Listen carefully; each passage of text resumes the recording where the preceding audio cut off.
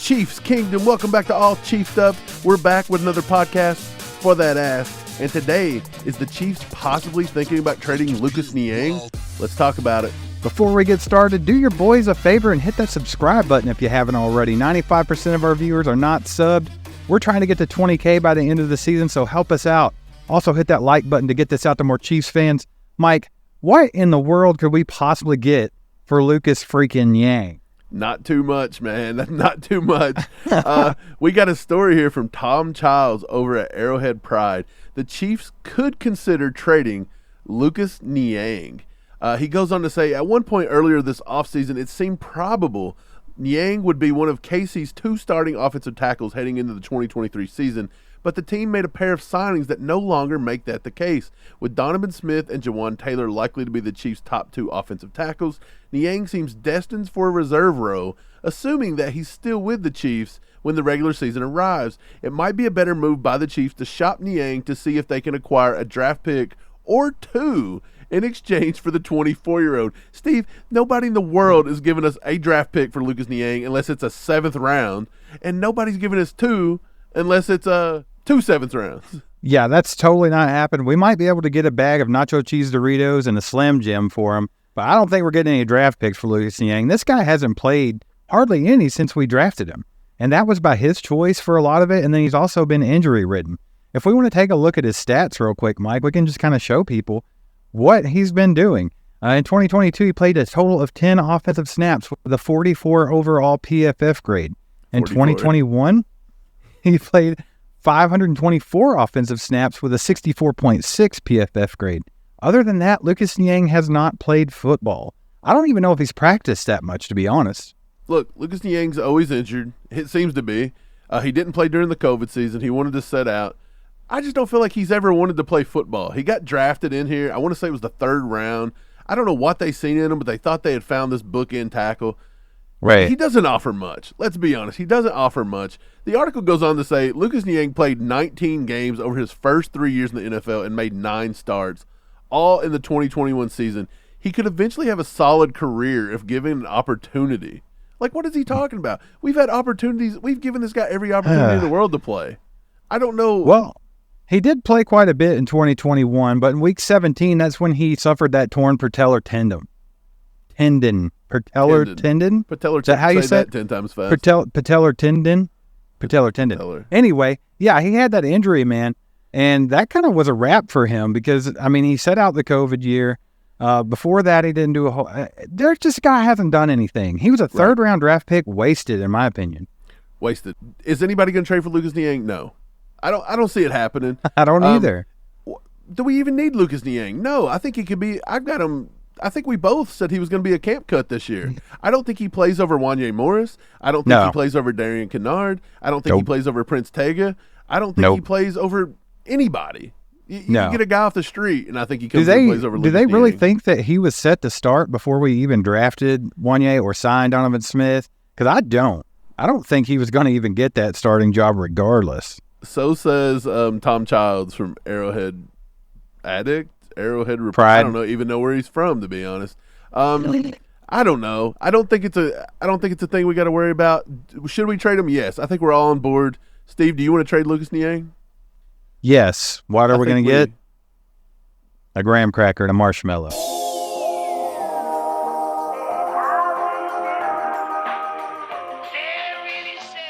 That time's yours.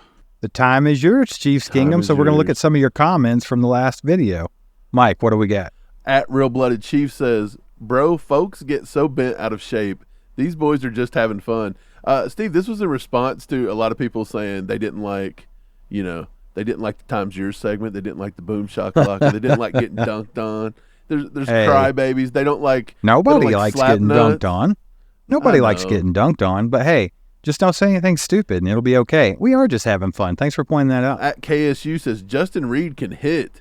He's an average cover. This was in response. I'm not for sure what it was in response to. I think it was just the entire 53-man roster. Everybody talking about who's going to have a good time if the safeties were the weakest point. Steve, what do you think about that comment? Justin Reed can hit, but he can't cover, because I did a little surprising a deep dive on statistics here, and it would shock you a little bit. I think Justin Reed's fine in coverage, and we all know he can hit. So I don't know where this one came from. I don't know if he meant anything bad by saying that, but I think he's probably a little better in coverage than people think. Well, I think it's a perception. Certain people can't cover, certain people can't tackle.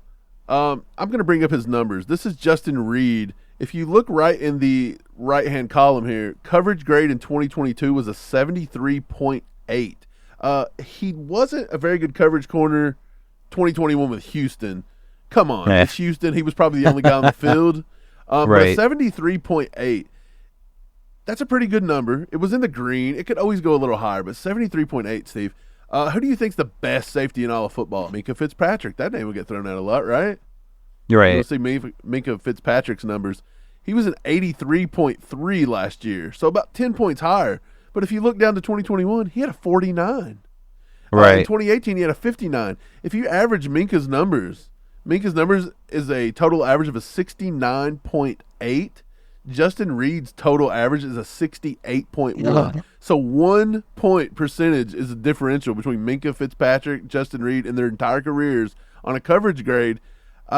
I think we got to give Justin Reed some time to learn this playbook, and I think he's completely fine, Steve. Yeah, I think he's going to have a big year. I think everybody's going to see what he can actually do this year. Last year, he was learning, getting comfortable in the defense. This year, we should see if he shines or not. Yep, that's what I think too.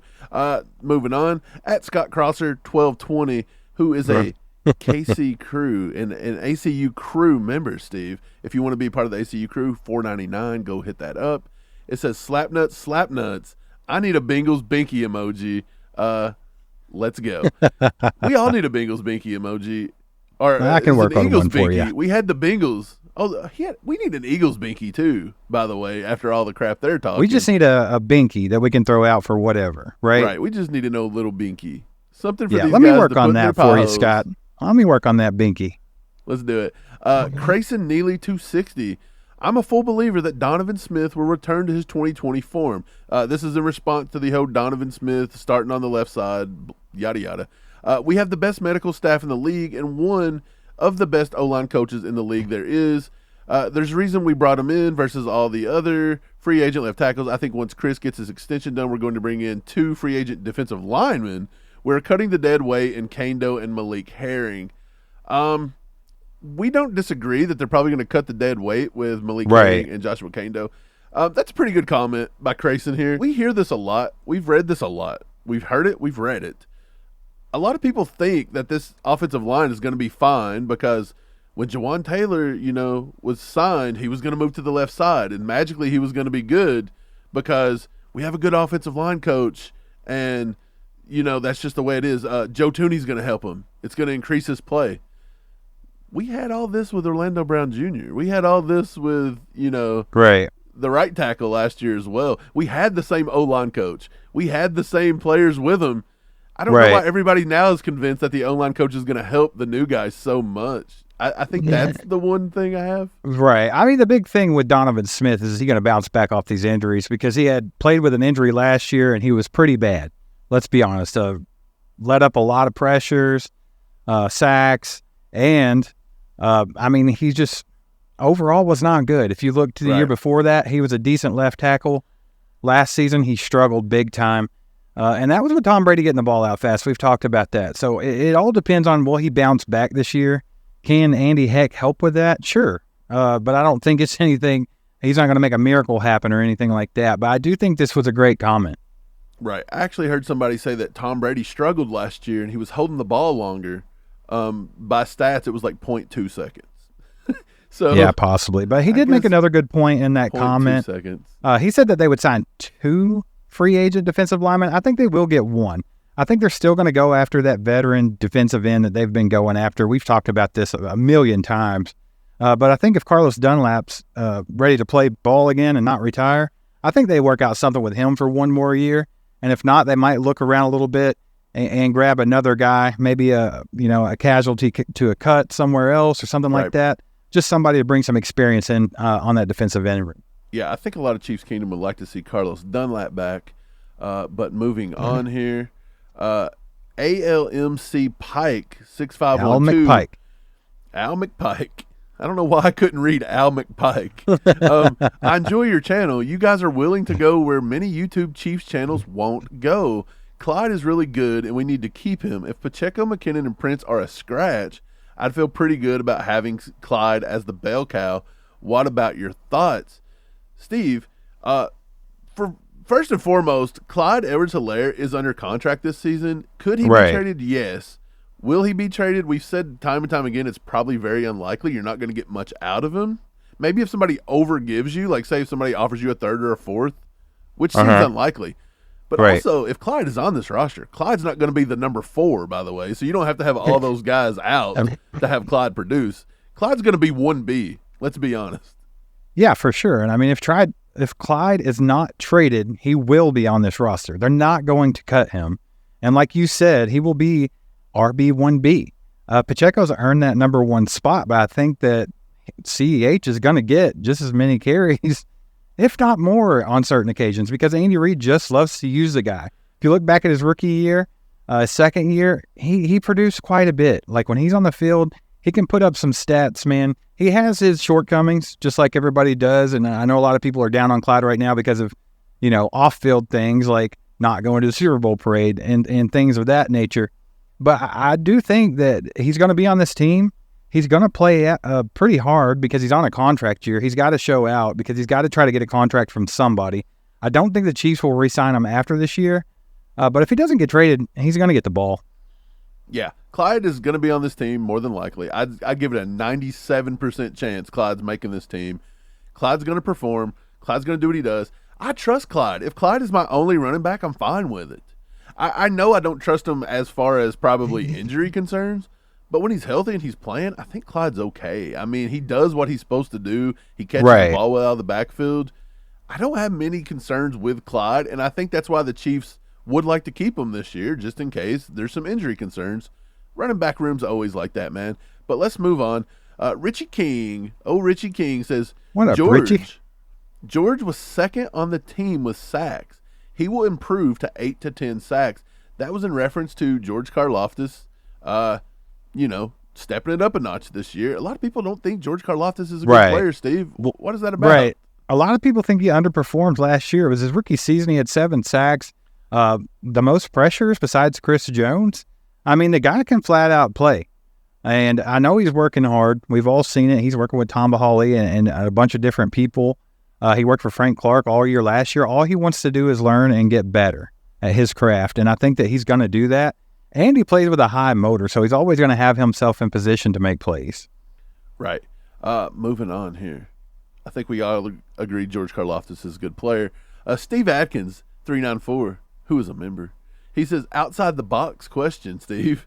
If a jet fell into the field, would the NFL ban pregame flyovers? I thought that was an hilarious out-of-the-blue question. Yeah, it was so random. He prefaced it with out of the box. What are you going to do? It was so random, but I actually did respond to that comment, and I'll say the same thing now. Yes, they would. Let's just take a look at fire, for instance. Everyone remembers how awesome the Kansas City player intros were back in the day when they had the flames shooting up. You could feel the heat in the crowd, and it was so much fun. But Tennessee went down there and screwed up and set their entire stadium on fire and had a big ordeal, and then all of a sudden they ban it completely. Now we just get the smoke. So, I mean, yeah, they would ban it. Man, the NFL, they'll ban anything but the stuff they're supposed to ban to help the game. Moving along, Plain Rock, people that want to talk trash can either keep it on or get dunked on, Steve. These guys don't give AF. That's my boys keeping it real. Go Chiefs. Plain Rock actually won our first giveaway for our members last month, Steve. He won a signed Derek Johnson jersey. We're actually going to be on Thursday, tomorrow, with number 2 members only live chat. I'll get it right in a second. Steve, if they don't like it, they can get dunked on, right? That's just the way it works. Absolutely. I mean, he hit the nail on the head there. But yeah, be on tomorrow, be a member. We'll be doing our members only live stream tomorrow, and we'll be giving away a bunch of ACU merch. So if you want to get in on that, make sure to become a member. It starts at $4.99. Just go hit that join button and then be on the live stream tomorrow night. We got one more. Bizio Records. What's wrong with offering $200? This is in response to the Tyreek Hill story we had covered a few days ago. Oh, yeah. What would you offer? Dude was not hurt. The amount he's making has nothing to do with this incident. Wait a second. This guy had the audacity to come on our comments and say that what was wrong with Tyreek Hill offering a guy $200 after he smacks him, tells him he could buy him and his boat, and he says $200. Like, Mike, what are you talking about? That is the equivalent of me smacking somebody in the head and telling them they owe me $200. That's Right. how bad that is. This guy's making $30 million a year. He's obviously, boasting it out there, acting all cool and everything. I can buy your boat. I can buy you. I could buy everything, but all I have is $200, man. If you'll take $200, dude, suck it. Blast that stuff all over the planet. Do not accept $200. You deserve this, Tyreek Hill, because you are an absolute fool these days. Right. And this dude out here saying what's wrong with it. I'll tell you what's wrong with it. How about just be a decent human and don't tell him you can buy him and then act like that means or put that your hands Tyreek on Hill, people. That means Tyreek Hill was such a he had such a disdain for this guy and arrogance that he thought that this guy for $200 would take a getting smacked. Like what? Like that's how out of touch Right. how out of touch with the reality a lot of these guys are that make this much money. Like, yeah, we could use money, but $200, buddy, just shut up. And as far as this guy goes that left this comment, Mike, I want to serve up this nice little alley-oop to you right now. Serve it. And Ooh. Boom shakalaka. shakalaka. That's what I gotta say. And with that, time is yours. Steve, let's move it along. Yesterday, I threw up a little poll. Actually, it was just a trivia question. Chris Jones had 77 total QB pressures last season, leading the Chiefs. Who had the second most? We put up Clark, Dana, Karlaftis, Carlos Dunlap. 63% of Chiefs Kingdom did get it correct. Furious George had 7 sacks in his rookie campaign. Karlaftis had 48 total pressures, narrowly edging out veteran Frank Clark, who had 45. Dana had 35, and Dunlap had 32. Does it surprise you that the closest person in pressures to Chris Jones with 77 was George Karlaftis, a rookie, with 48? No, it doesn't. Like I was saying earlier, I think a lot of people were underestimating this guy. I think a lot of people didn't give him enough credit for what he did his rookie season.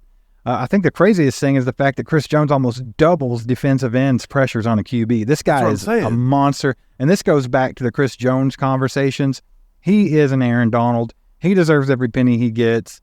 It is what it is. There's no trading him. There's no this, no that. It's get that deal done and keep him here in Kansas City. And that just shows you the magnitude that this guy, creates on the football field as far as giving your team an advantage. It would change the defense completely if he wasn't there. But George Karlaftis, excellent season.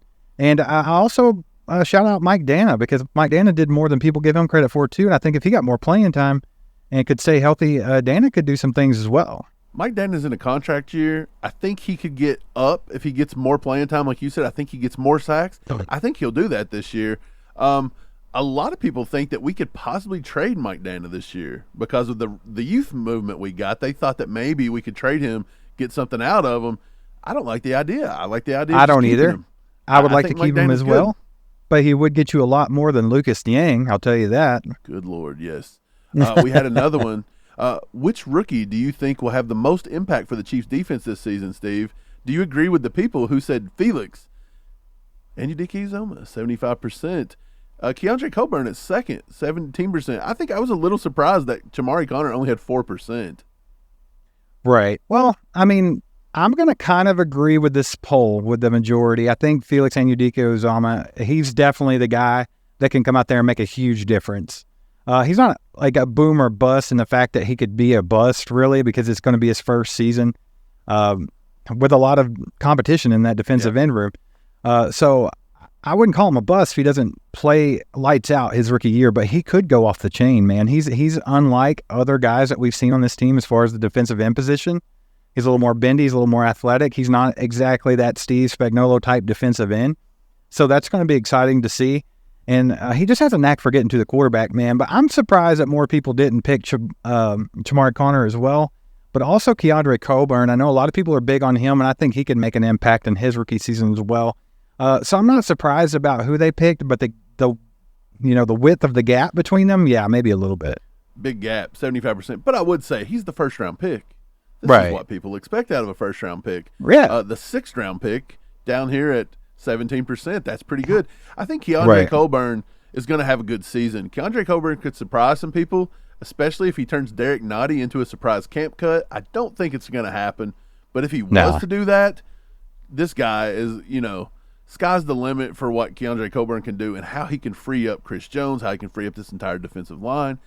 B.J. Thompson, I think everybody's a little concerned with the weight, the size, everything like that, and we know he's going to take a year. Shamari Connor, I think nobody's ready to say that Snead might be 1 foot out the door. They don't want to come to the reality of it, but we'll see. I think Felix was a good pick. The last little one I threw up, man, and this is a good one that I wanted to talk about. Let's bring this up for him. Which Chiefs player do y'all think led the team in missed tackles last season? Juan Thornhill had a overwhelming 57% of the vote. Justin Reed at 19% of the vote. Willie Gay at 16% of the vote. L'Jarius Sneed at 9% of the vote. Before I tell you who won or who lost or who is the most missed tackles on the team, let's read some comments here from some people that commented on this. I just wanted to get a gauge of Chiefs Kingdom. You've seen it there. Sylvester Cotton says that's why Thornhill is a Cleveland Brown. Too many dives and no hits. Shake my head. And Thornhill got the majority of the votes. A lot of people's thinking it's Thornhill. Frank Matthews, Willie Gay, and Eric Reed for sure. That was number 2 and number 3. What about Justin Reed? Justin Reed. Why did I say Eric Reed? I don't even know why I said that. Courage Elk, I guess. Willie and Juan were liabilities last year. Okay. Nick Bolton. Don't know what Damien's drinking, but he thinks Nick Bolton. He's not even on the list. Stop. Just Get stop. out of here. Like, where are you getting Nick Bolton from? Get over that. Snow, I don't even know how to say Snow it. the Pro. Okay, Snow the Pro. Reed Mike can't read usernames today. Super duper. Man, they're all one big giant word. I'm not a license plate reader or whatever those things are. Reed is a super duper overrated. So a lot of people, Steve, did you notice one name that nobody's throwing out? The guy that had the most missed tackles on the team last year, L'Jarius Sneed. And I don't know how people didn't see that because we saw Sneed's that. Got the most missed tackles. Right, and it was obvious.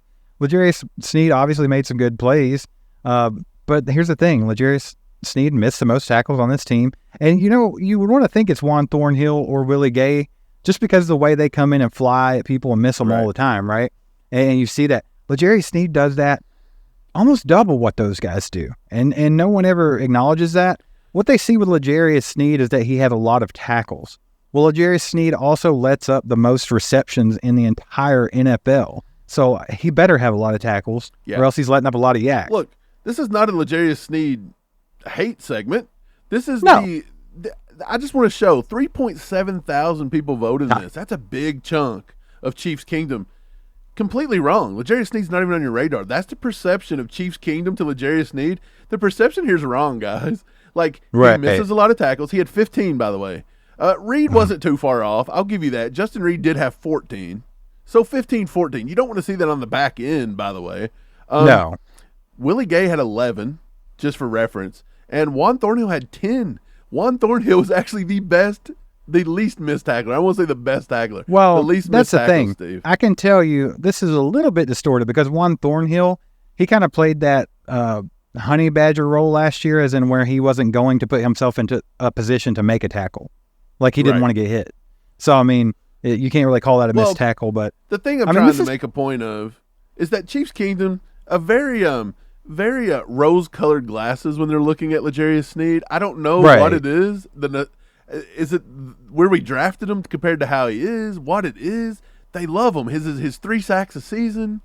I don't know what it is, but yeah, he honestly gets thrown at more than anybody on here. They complete more passes against him than anybody. He leads tackles, which means he's letting up a lot of catches, and then he misses the most tackles of anybody on the team. Even Thornhill, who went to the Browns, that's what somebody said. So, not a hate L'Jarius Sneed segment, but we need to be a little more as Chiefs Kingdom to see the facts here. Well, L'Jarius Sneed is a good player. He's not a bad player. This is not saying that he's a bad player. No. We've all seen him play, and we know he's good. But the thing about it is you got to take him off his pedestal. When we're talking about things, how he's in his contract year, right? And we could maybe get some decent draft picks out of him to go for it, and people bring out their pitchforks. This is the kind of things that you need to know. You can't go out there and act like L'Jarius Sneed's walking on water when really, he's got his issues just like everybody else. I'm trying to find my pitchfork repellent. We're gonna need it today. We're gonna need it. Let's move it along here. We got Sports Illustrated. Chad Reuter. Reuter. He did a 7-round NFL mock draft. They're going to build a win now team from active players for the 2023 season. The Chiefs got the draft dead last, by the way. Do you have any idea, out of every player in the NFL, do you have any guess at who we would have taken very last pick in the first round? It's going to be a quarterback. Right, and it's not going to be a good quarterback, let's say. Right. Can I just show it to you? You're never going to get it, are you? Can I just make a guess, like a random guess? Make one guess. Baker Mayfield. Honestly, it's about the same thing. Let's bring it up here. That is not it. That's his concept explaining. Let me show this really quick. It was the first time last year we used a mock draft concept, including veteran and young talent both sides of the ball, designed to win now. So that's basically just showing you what they did. Reimagining the NFL. Here it is. First round pick, Steve. Geno Smith, dude. Come on. Geno frickin' Smith. Round 2, Cooper Kupp. Not a bad pick. Round 3, Tyler Linderbaum. Not a bad pick. Tyler Linderbaum's okay. Creed actually went about 10, 12 picks before that. Round 4, Christian Wilkins. Chris Jones was actually a first-round pick. Round 5, we get the crybaby himself, Brandon Graham. No. Mr. I can't play on a field. Aww. I can't play on any field. Marlon Humphrey at 6. Evan Ingram in round 7. Steve, how would you rate this team? Do you think this team's going to win now? I think this team would be lucky to win 10 games. Yeah, this is not good. This is not good. When you have to build your team around Geno Smith, you're in trouble. Even a good receiver like Cooper Kupp's not going to help you that much with Geno there. And Brandon Graham, he's probably going to be too busy laying in bed with C.J. Gardner-Johnson crying themselves to sleep about being crappy and losing in the Super Bowl last season to even play football. So, I don't know. I'm not really liking this roster. Me either. Just out here, just drinking Look our at the little tears. milk, drinking our tears. It's so funny because I can't think, is it Chateau or Shadow? Yeah. What is it? Yeah. That company, like they, saw into the future. They like, did. They knew that these guys were going to be crying like crazy. Because when they brought this out, people were like, well, I don't understand. It doesn't make any sense. They didn't really cry, but they've been crying nonstop. Hey, and I think the reason why they did it was a cry about the hold. And that's why they did it. And then it just multiplied. Now it was the greatest product ever. I'm glad that Stephen James, shout out Stephen James, ACU crew member, sent us some in the mail. Hey, by the way, they talk all this, whining and crying and this and that. We got to get them the binky. Orlando Brown actually fired back. Hey, yes, I saw this. He laid it down, baby. He broke it down for these morons. C.J. Gardner-Johnson said, run that bow back on legit grass. The D-line smashed that O-line. I'm sorry. Orlando Brown actually, for as much as everybody wants to talk trash on him, he going to put this guy in his place. He says, we're talking about grass on the biggest stage. Y'all rush plan was to win with games with rushing 4 with a mix of man and zone, thinking that was going to get home. On top of that, y'all rushed 5 with cover 1 and a splash of 3. He's breaking down their entire defense here. Yeah. Let's not act like the field helped me stop a bull rush. I got to get cleats in the ground to stop it. If anything, it helped y'all. He's telling the truth, man. You can be a little slicker here and there, but the offensive line played on the same field, same grass. Like, come on. Well, here's the thing about it. Like, first of all, the offensive line last season wasn't a pushover. They were a top 5 offensive line all year long. So to say that they were just going to get dominated because with a different field is absurd.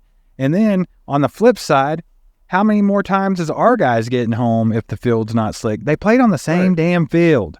Like, for these guys, these grown men making millions of dollars to get out there and embarrass themselves like this, crying. The way the Eagles are complaining, you would have thought that the NFL come in and warn the Chiefs, and they wore spikes that was 17 inches deep, and they got the best traction ever, and Nike especially made them a shoe.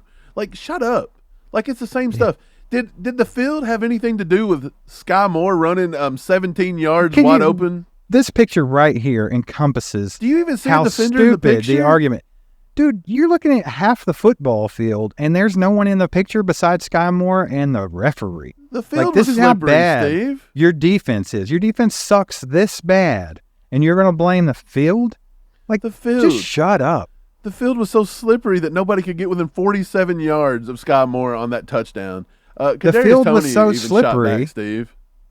Dude, I just want to say this real quick. Okay, go ahead. The field was so slippery that it caused Jalen Hurts to fumble the football without even contact. Was that the field that did that? And then That Nick Bolton caused returned it Jalen for Hurts touchdown? to turn into a running back.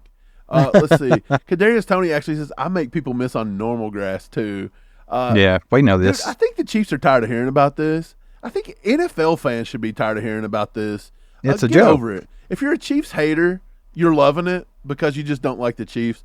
But to say the Chiefs wasn't the best team that day is wrong. I don't care if they played it on grass. I don't care if they played it on asphalt. I don't care if they played it blindfolded. We were going to win that game. We were the better team. Kadarius Toney proved it. Sky Moore was 87 yards away from the nearest defender. They the let Eagles up just blew it. 42 points, bro. The Eagles blew it. They just blew it. Get out of here. Right. I don't care what anybody says, they blew it. And that leads us to our final story here, Steve. NESN. I don't even know what this website is, but I did run across this. They said the Kansas City Chiefs season win total over under 11.5. I wanted to bring this up and show you. We think over under 11.5. What do you pick on 11.5? Over. I think the I would bet a lot of money on over if I had it. I do too. This is what they said. If you're looking for a gold standard in the NFL, it continues to be the Chiefs. The Chiefs have made Correct. the postseason in 8 consecutive seasons with Mahomes under center. KC has been the AFC Championship game in all 5 seasons. There aren't a lot of question marks with the Chiefs teams, but the main concern seems to be around the receivers and the defense. You can pause the video, read that whole thing if you want. They go on to say, betting against the Chiefs right now feels nearly impossible. They can win games in various ways, and their offense can beat you in just 2 quarters of football. KC does have the 5th hardest strength of schedule, but that doesn't scare us. And then they go on to say, over 11.5 wins, the verdict. So it's finally catching on, Steve. We've already said this. Vegas, Right. people that put money down, the Chiefs, you got to stop betting against them. They bet against them with the Eagles. They bet against them with the Bengals last year. They were betting against us at all points. Even Vegas has to come to realization and be like, look, the Chiefs are going to win 12 this year. Like, we're tired of losing money. Year after year after year after year after year, the Chiefs are dominating the NFL. Whether they've only won 2 Super Bowls in that time, that's one thing. But they have literally dominated the NFL. And this kind of goes right back to the other story, like, Chiefs haters, people crying about the field or people crying about the calls. Or referees love the Chiefs. You just all look ridiculously stupid. Like, it is too obvious just to look back and realize in the last 5 years, the Chiefs have been totally and utterly dominant in the NFL. Dominant. And if you don't want to accept that, if you do not want to accept that fact, you're going to look like an idiot out here making up excuses. So it's time to accept it, and I think the Chiefs are still improving their roster. I think they're going to be an even better team this year. Good luck stopping them. Right. You can look at the facts. You can look at this. That's beautiful. Baby. That's beautiful. That's beautiful. But with that, we're out of here today. You guys, thanks for tuning in. Get over, be a member of our members only live tomorrow night. Starts at $4.99. Become a member. Go over and win you something. Steve, do you have anything left for him? Yep. Thanks for subscribing and hitting that bell. There goes a sight from my soul.